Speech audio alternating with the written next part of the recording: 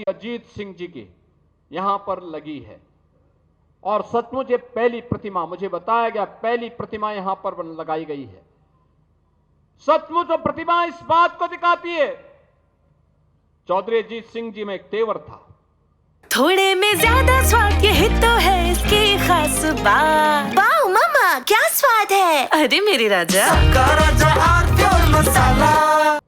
एक किसान का तेवर था, वे एक टेक्नोक्रेट थे, वे एक साइंटिस्ट थे और कंप्यूटर साइंस के बारे में जब देश में ना के बराबर लोग जानकारी लेते थे, तब उन्होंने दुनिया की प्रतिष्ठित कंपनी के माध्यम से डिग्री लेकर के कंपनी के माध्यम से इस फील्ड में प्रवेश किया था। देश के जब इन्हें चुने गिने लोग कंप्यूटर साइंस के बारे में जानकारी लेते थे, उस समय उन्होंने डिग्री लेकर के दुनिया में इस कार्यक्रम को आगे बढ़ाया।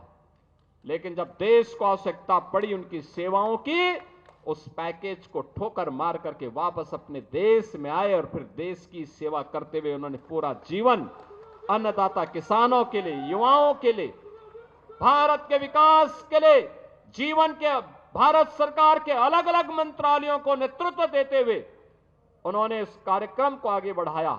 आज वे हमारे बीच नहीं है, लेकिन उनकी स्मृतियां हमारे बीच में है, उनका मार्गदर्शन हमारे बीच में है, उनके द्वारा किए गए कार्य हमारे बीच में है।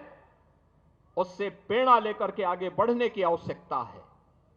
बागपत तो उनके हृदय में बसता था, लगातार यहां के विकास के लिए चिंतित रहते थे।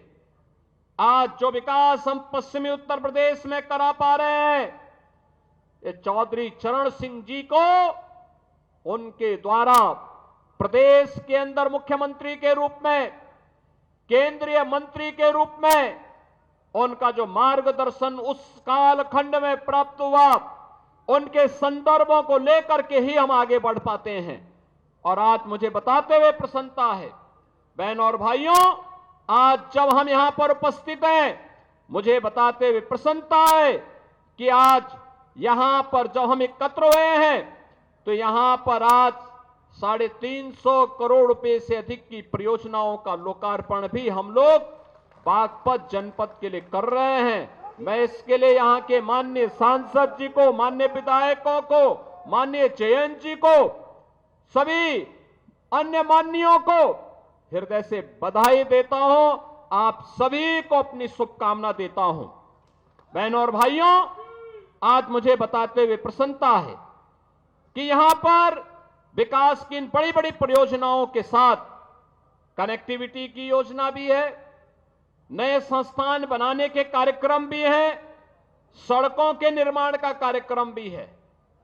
ये बागपत का तो अपना इतिहास है। याद करिए, 5000 साल पहले जब दुनिया में अंधकार था, दुनिया को किसी प्रकार की कोई जानकारी नहीं थी, तब 5000 साल पहले पांडवों ने जो 5 गांव मांगे थे, उनमें से बागपत एक गांव था, बागपत एक था। किसका इतिहास है? 5000 साल पहले का। दुनिया के अंदर कोई कितना भी विकसित देश क्यों ना हो, कोई अपने 500 साल का बताएगा, कोई 700 साल का बताएगा, कोई 1400 साल का बताएगा, कोई 1500 साल का बताएगा, कोई 2000 साल का बताएगा। इससे ज्यादा कोई नहीं बता सकता। और बागपतवासी, आप तो बोल सकते हैं कि भगवान कृष्ण ने पांडवों के लिए जिन 5 गांवों को मांगा था, उनमें से बागपत एक था। अगर हमारे इतिहास को देखना हो तो बागपत में भी आकर का आप देख लें। लेकिन बहनों और भाइयों, एक तरफ आप सभी अपनी मेहनत से, हमारा अन्नदाता किसान अपनी मेहनत से, अपने खून और पसीने की कमाई से विकास में योगदान दे रहा है। प्रधानमंत्री मोदी जी के विजन को प्रभावी ढंग से आगे बढ़ाने का काम कर रहा है। बागपत हो या मेरठ, बुलंदशहर हो या फिर गाजियाबाद, नोएडा या फिर हापुड़ या बिजनौर, मुजफ्फरनगर, शामली या सहारनपुर, इन सभी जनपदों के विकास के लिए लगातार कार्य कर रहा है। यहां का नौजवान लगा हुआ है, कार्य कर रहा है। और दूसरी तरफ कुछ लोग हैं जिनको ये विकास अच्छा नहीं लग रहा है। बहन और भाइयों, उनको अच्छा नहीं लगता। आपको बताते हुए मुझे बहुत प्रसन्नता की अनुभूति हो रही है। इस सदी का महाकुंभ चल रहा है प्रयागराज में। प्रयागराज महाकुंभ में आज माघी पूर्णिमा के अवसर पर भी करोड़ों लोग स्नान कर रहे हैं। प्रातः 4 बजे से ही मैं उस व्यवस्था में लगा था। मेरे सामने कल एक परसों असमंजस की स्थिति थी कि मैं यहां पे प्रतिमा अनावरण कार्यक्रम में आ पाऊंगा कि नहीं आ पाऊंगा। लेकिन जब चौधरी जयंत जी का फोन आया, उन्होंने कहा कि कैसे होगा। मैंने कहा आप चिंता मत करिए, मैं दोपहर के बाद, चूंकि प्रयागराज में तब तक काफी बड़ी संख्या में लोग स्नान कर चुके होंगे, और फिर मैं वहां पर कार्यक्रम में भाग लूंगा, जरूर भाग लूंगा। और बहनों और भाइयों, में आया हूं। आप देखिए, ये नया उत्तर प्रदेश है, ये नया उत्तर प्रदेश है। 25 करोड़ की आबादी है और कल तक 50 करोड़ लोग प्रयागराज में मां गंगा, मां यमुना और मां सरस्वती की त्रिवेणी में आस्था का स्नान कर चुके हो, कल कर लेंगे। यानी 50 करोड़ आबादी दुनिया के अंदर कहां होगी। उत्तर प्रदेश वासियों, आप दुनिया को बता सकते हैं कि आइए, आपको आस्था का स्नान करना हो, हमारे प्रयागराज में आइए। 50 करोड़ लोग महाकुंभ में स्नान किए हैं।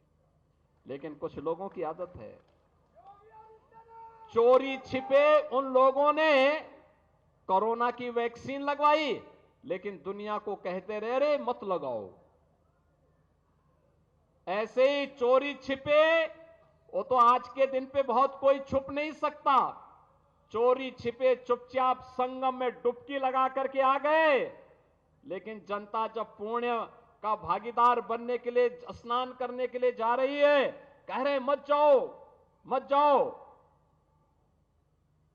लेकिन जनता कहां मानने वाली है। जनता तो उनकी असलियत जान चुकी है। और इसे करोड़ों की संख्या में श्रद्धालु जाकर के आज भी और 26 फरवरी तक रेला इसी प्रकार से आगे बढ़ता रहेगा, कोई संदेह नहीं। लेकिन एक बात समझ में नहीं आता है, जब इनको अवसर मिला था तब इन्होंने कुछ नहीं कहा। याद करिए बागपत के नौजवानों, पुलिस की भर्ती निकलती थी, बागपत का नौजवान पुलिस की भर्ती होने से वंचित हो जाता था। लेकिन अब आपकी भर्ती हो रही है। याद करिए, अभी 60,200 पुलिस के नए भर्ती की प्रक्रिया चल रही है। फिजिकल टेस्ट हो रहा है। अगले 1.5 महीने के अंदर, 1.5 से 2 महीने के अंदर इनकी ट्रेनिंग का कार्यक्रम आगे बढ़ेगा और इस साल के अंत तक यूपी पुलिस को 60,200 नए पुलिस कार्मिक मिलेंगे, बिना भेदभाव के। बागपत का नौजवान भी होगा, मुजफ्फरनगर का भी होगा, बुलंदशहर का भी होगा, गाजियाबाद का भी, हापुड़ का भी, बिजनौर का भी, शामली का भी, सहारनपुर का भी, हर एक जनपद का नौजवान होगा। उत्तर प्रदेश की ताकत का एहसास कराएगा। और उत्तर प्रदेश का नौजवान ही नहीं होगा, उत्तर प्रदेश की बेटियां भी होंगी, क्योंकि उनके लिए तो 20% जगह हमने अनिवार्य रूप से कर दिया है कि बेटी भी इसमें अनिवार्य रूप से भर्ती होगी। बहनों और भाइयों, इन नौजवानों के बल पर ही हम उत्तर प्रदेश की कानून व्यवस्था को देश की सबसे बेहतरीन कानून व्यवस्था बना रहे हैं। व्यापारी भी, हर व्यक्ति अपने आप को सुरक्षित महसूस करता है। यहां निवेश आ रहा है, नए नए निवेश के माध्यम से हम कार्यक्रम आगे बढ़ा रहे हैं। और मैंने तो अभी जयंत जी को बताया है, मैंने कहा हम लोग दिल्ली बागपत देहरादून एक्सप्रेसवे में बागपत के पास एक इंडस्ट्रियल कॉरिडोर का निर्माण का कार्यक्रम कराना चाहते हैं। यहां इंडस्ट्री लगे, इस कार्यक्रम को हम आगे बढ़ाना चाहते हैं। बस उसमें आप लोगों का आशीर्वाद और सहयोग प्राप्त होगा तो हमारे स्तर पर कहीं कोई संदेह नहीं। उस कार्यक्रम के लिए हम लोग पैसे की व्यवस्था भी कर चुके हैं।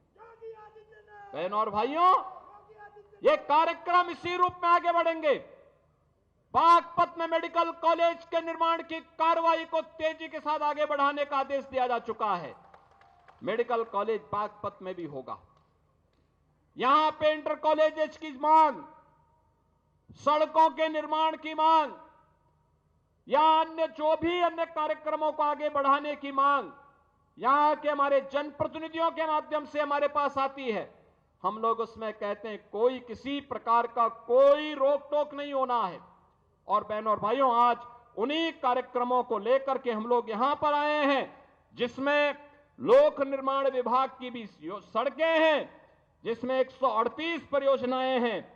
राजकीय इंटर कॉलेज सिंगावली अहिर का भी आज यहां पे लोकार्पण हुआ है। राजकीय कन्या इंटर कॉलेज बिलोचपुरा, इसका भी आज लोकार्पण का कार्यक्रम हुआ है। और बागपत में एक नए बस स्टेशन का लोकार्पण का कार्यक्रम होने के साथ ही आईटीआई प्रहलादपुर यमुना नदी के बाएं किनारे स्थित जागोस में बाढ़ सुरक्षा के कार्य हैं। खेलो इंडिया कार्यक्रम के अंतर्गत ग्राम मितली में मल्टीपर्पज हॉल का निर्माण है। और पुलिस लाइन बागपत में महिला बैरक के निर्माण के साथ ही थाना बिनौली में भी, थाना रमाला में भी हॉस्टल और बैरक के निर्माण की कार्रवाई होने की कार्रवाई यहां पर आगे बढ़ाई गई है। शिलान्यास के साथ ही हमने बड़ौत अमीनगर सराय मार्ग का, छपरौली से बिजवाड़ा रजवाहा माखर नहर पट्टी का निर्माण का कार्य और बागपत से मुरादनगर मार्ग को 2 लेन चौड़ीकरण सुदृढ़ीकरण के कार्य का शिलान्यास भी किया है।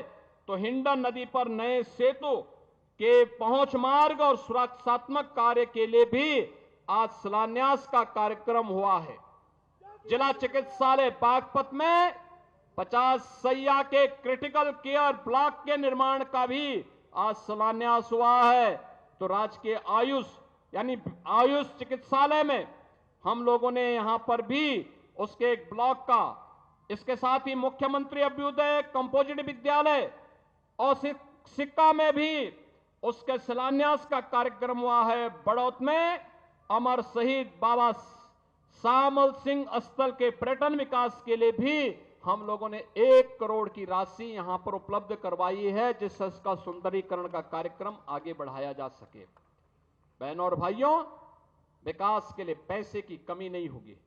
मुझे तो केवल आपसे एक बात कहनी है, और वह ये कहनी है कि यहां पर हम लोगों ने सचमुच यहां का हमारा अन्नदाता किसान अपनी मेहनत से उसने खेती के नए तकनीक को अपना करके कैसे विकास की बुलंदियों को और आमदनी को कैसे बढ़ाया जा सकता है, कोई सीखे तो हमारे यहां पश्चिम के किसानों से सीख सकता है।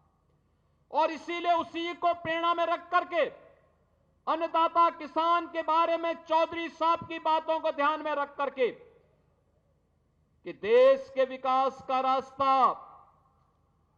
देश के खेत और खलिहानों से होकर के जाता है। चौधरी साहब जिस बात को कहते थे उसी बात को ध्यान में रख करके हम लोगों ने कार्य प्रारंभ किया।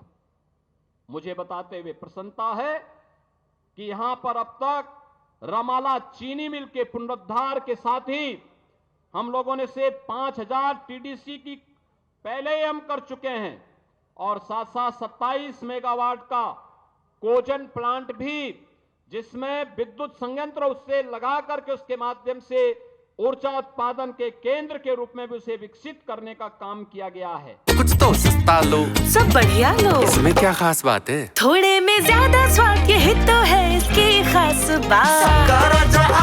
मसाला